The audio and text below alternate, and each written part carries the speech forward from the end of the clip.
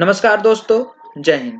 मेरा नाम है संदीप कुमार अग्रवाल और मैं आप सभी का स्वागत करता हूं आपके अपने करंट अफेयर के चैनल डेली डोज में। आज है 9 नवंबर 2020 और हम लोग डिस्कस करेंगे आज के कुछ इंपॉर्टेंट क्वेश्चंस।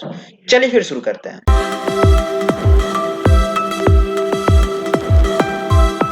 पहला सवाल है, when is world radiography day is celebrated. तो वर्ल्ड रेडियोग्राफी डे हम लोग कब सेलिब्रेट करते हैं? तो ये हम लोग हर साल 8 नवंबर को सेलिब्रेट करते हैं।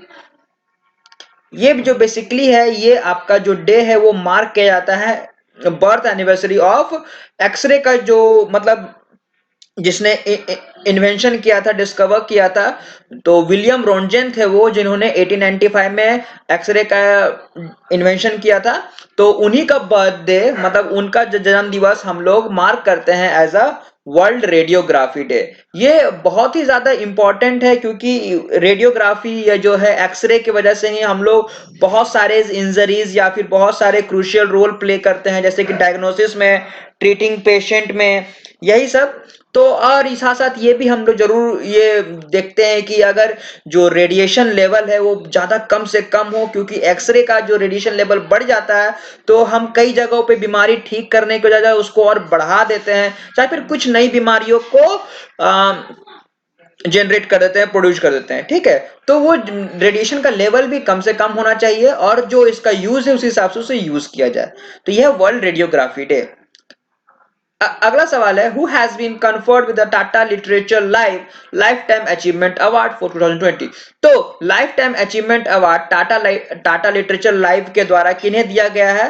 तो ये दिया गया है रस्किन बॉन्ड को। रस्किन बॉन्ड आपके जाने माने इंग्लिश के राइटर हैं। तो टाटा लिटरेचर लाइव ने ये डिसाइड किया है कि ये लाइफ टाइम अचीवमेंट अवार्ड 2020 का इनको दिया जाएगा। इन्होंने बहुत सारे काम किए हैं, बहुत सारे किताब लिखे हैं, 100 से भी ज्यादा किताबें लिखे हैं और डिफरेंट डिफरेंट लोगों के लिए, जैसे कि आपका ये जो इनकी जो पुस्तक आती है वो एडल्ट्स भी पढ़ सकते हैं, मींस एडल्ट को वो देखते हुए भी इन्होंने बुक लिखा है, और जो बच्चे हैं, चिल्ड्रन, उनको भी देखते हुए भी इन्होंने बुक लिखा है। साथ ही साथ बता दूं इनको, तो ये इनको पद्मश्री और पद्म भूषण से भी नवाजा गया है। और ये जो बेसिकली जो अवार्ड है ये इनको सैल्यूटेशन देने के लिए है कि इन्होंने लिटरेचर में कितना ज्यादा कंट्रीब्यूट किया है इंडिया के लिए।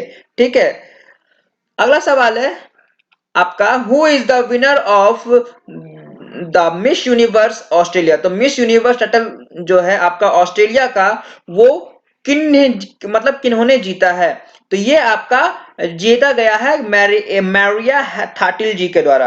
मैरिया थाटिल जी आपके इंडियन ओरिजिन है, जिनको आपका मिस यूनिवर्स ऑस्ट्रेलिया का खिताब दिया गया है 2020 का, जो कि इस साल का सबसे पहला वर्चुअल इवेंट था। ठीक है, कहने का मतलब इस टाइटल का मिस यूनिवर्स आपका पहली बार कभी वर्चुअल ऑर्गेनाइज किया गया है, तो इन्होंने ये खिताब जीता है। ये जो 16 एडिशन 60th एडिशन हुआ था ब्यूटी प्रेग्नेंट का, उसमें इन्होंने ये खिताब जीता है और ये आपका 28 अक्टूबर को हुआ था, जो कि आपके सॉफिटल मेलबर्न, जो कि कॉलिंस मेलबर्न विक्टोरिया में हुई थी।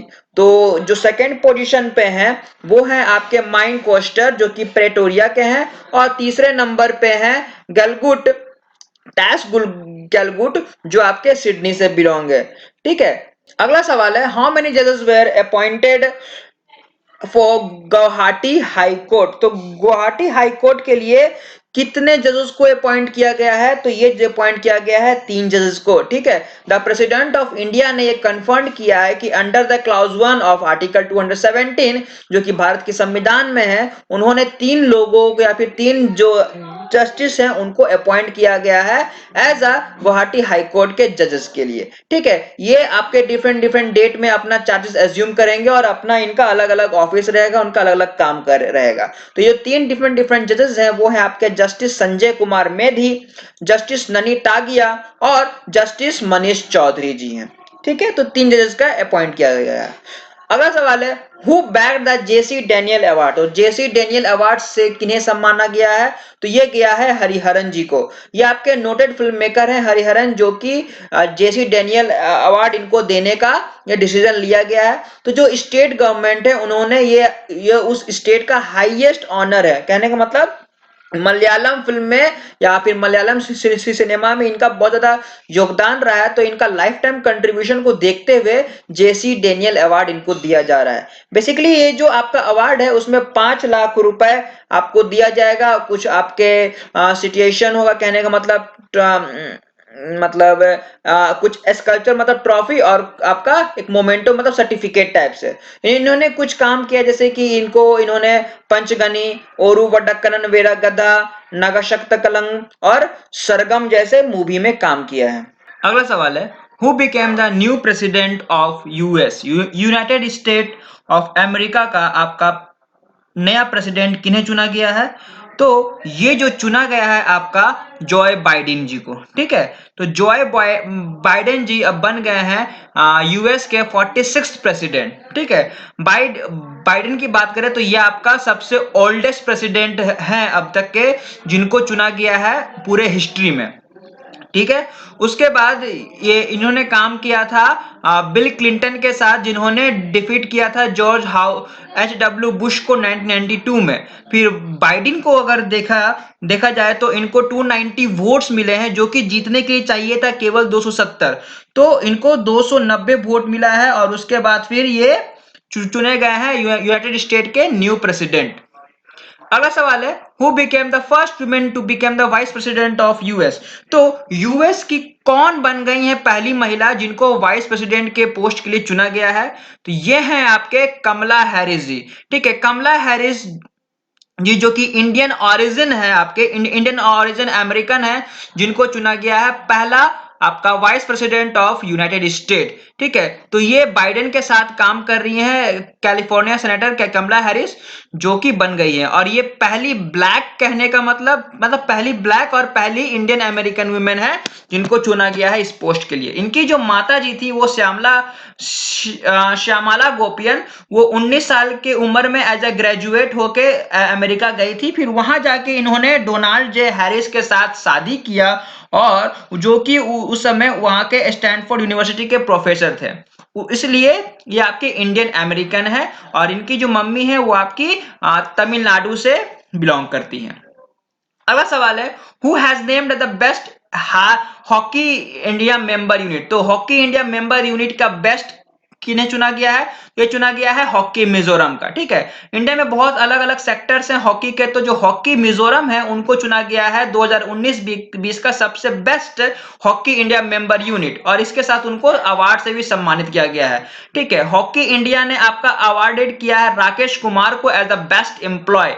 और ये जो हॉकी इंडिया है ये बेसिकली इनको इसलिए दिया गया है क्योंकि ये इंकरेज करती है ज्यादा से ज्यादा यंगस्टर को, और जो आपके चांसेस भी देती हैं। ठीक है, तो ये है। अगला सवाल है, who is the second national awards has been when is second national awards has been conferred. तो दूसरा सेकंड नेशनल अवार्ड जल शक्ति का कब हुआ है? तो ये आपका बोला जा रहा है 11 से 12 नवंबर के बीच में ये सेकेंड नेशनल अवार्ड आपका आयोजित किया जाएगा।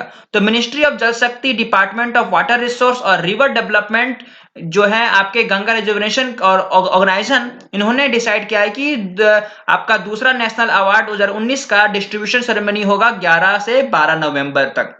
ठीक है, और इस आपका जो भी बेसिकली उनको दिया जाएगा जो कि पानी की बचाव के लिए, उनके कंजर्वेशन के लिए और उसके मैनेजमेंट के लिए अच्छे काम करते हैं और आगे बढ़ के आते हैं, उनके लिए इस जो आपके जो विनर होंगे उनको कैश प्राइज मिलेगा, ट्रॉफी मिलेगा और एक सर्टिफिकेट मिलेगा।